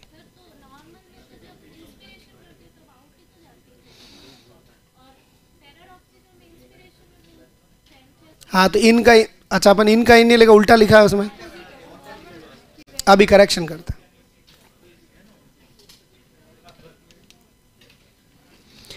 Which of the following statement concerning ventilator is not correct? During inspiration, the pressure alveoli is the less atmospheric pressure. भैया तुम लोग क्या सवाल कर रहे हो दादा? वेंटिलेटर के सवाल यहाँ बताऊंगा तो कोर्स कब करवाऊंगा?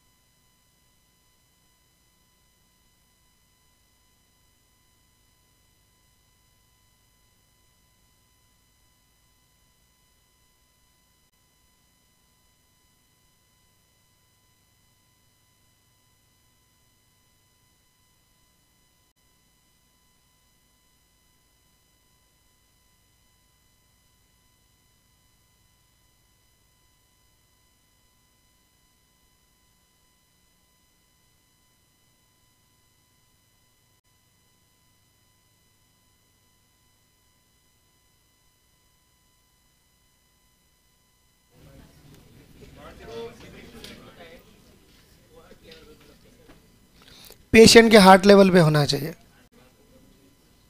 पेशेंट के हार्ट लेवल का मतलब है कि जो बीपी इंस्ट्रूमेंट रख रहे हो ना, वो पेशेंट के इस लेवल पे होना चाहिए। ऐसा नहीं कि आप उस लेवल से इतना ऊपर कर दिया, ठीक है। अरे आप किस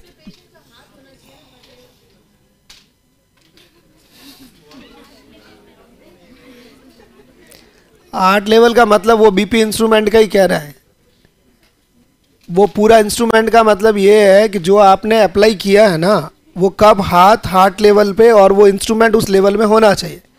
क्यों होना चाहिए? क्योंकि मरकरी जो है उस प्रेशर को ही तो देख रही है। वो अगर इक्वल नहीं होगा तो मेरे एक चीज़ बताओ, किसी चीज़ को मैं नीचे कर दूंगा तो प्रेशर ज़्यादा नहीं होगा? ग्रेविटी का प्रेशर ज़्यादा होगा ना, मैं ऊपर कर दूंगा तो प्रेशर कम हो जाएगा। यही तो है। आगे बताऊंगा अभी कितनी रामायण हो रही है उसकी वजह से। अगली वाली टेबल में दिखाते हैं, तुम्हें हार्ट लेवल पे नहीं रखोगे तो क्या होगा। मर्जी आडा टेढ़ा पड़ा है, मरीज उसकी बीपियां खींच ले तो पड़े पड़ेगी किधर से ही, ठीक है। फिर कह रही है इसकी एबनॉर्मल आ रही है। कहाँ से एबनॉर्मल आ रही है?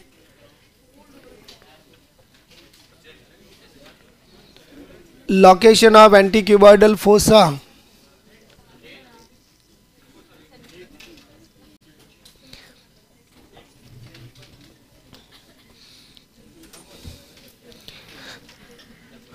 एंटीक्यूबॉइडल फोसा की लोकेशन जो होती है वो एल्बो के ऊपर जो खड्डा दिख रहा है ना, वो एंटीक्यूबॉइडल फोसा है। क्या पीछे करना है?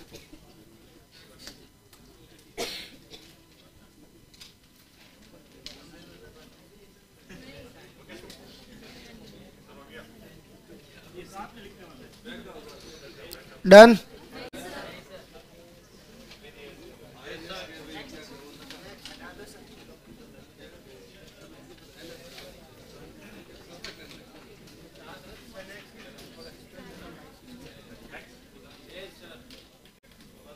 कर रहे हैं चेंज।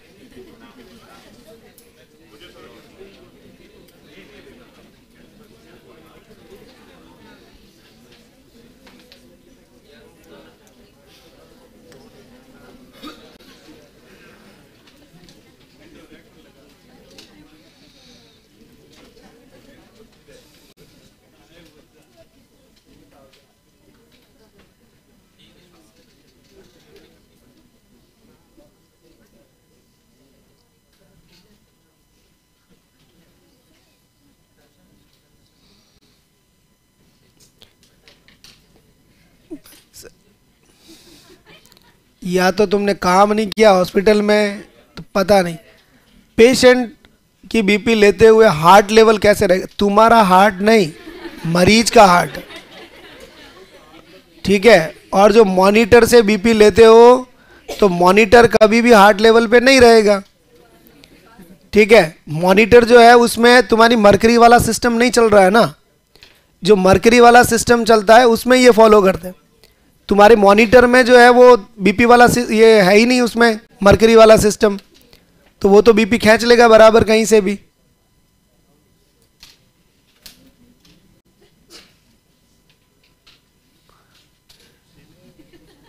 जो तुम्हारी किताबें हैं उन किताबों में पुराना नया जो है वो सारा ज्ञान दे रखा है। वो यही कह रहा है कि जो जितनी किताबों में लिखा हुआ ना हार्ट लेवल पे रुकना है, वो आपकी उस बीपी इंस्ट्रूमेंट की मैनुअल बीपी की बात करता है। मॉनिटर तो अब होने चालू हुए ना, तो मॉनिटर में आपके मरकरी वगैरह नहीं डाली जाती है।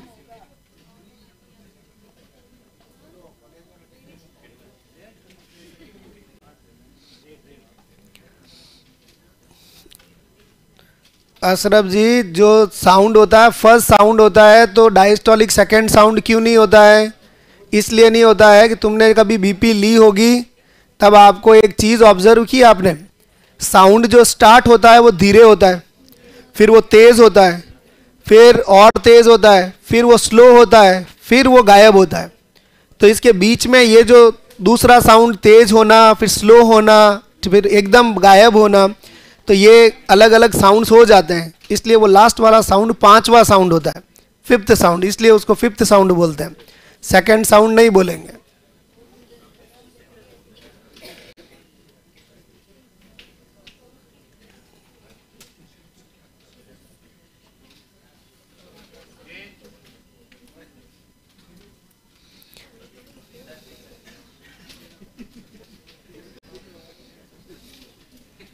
हो गया, नेक्स्ट।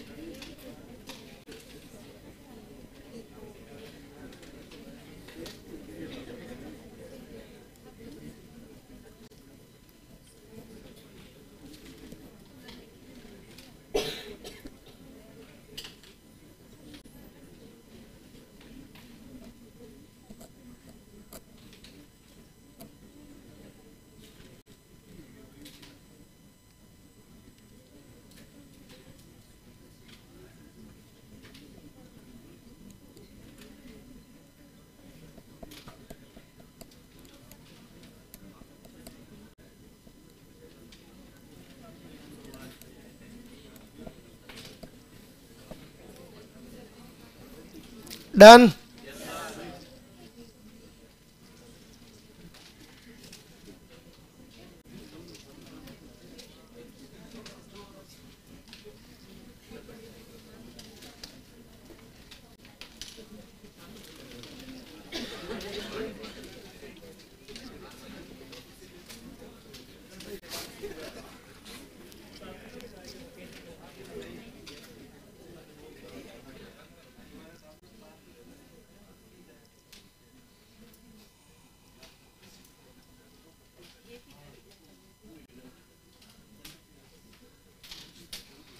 चलो, थैंक यू।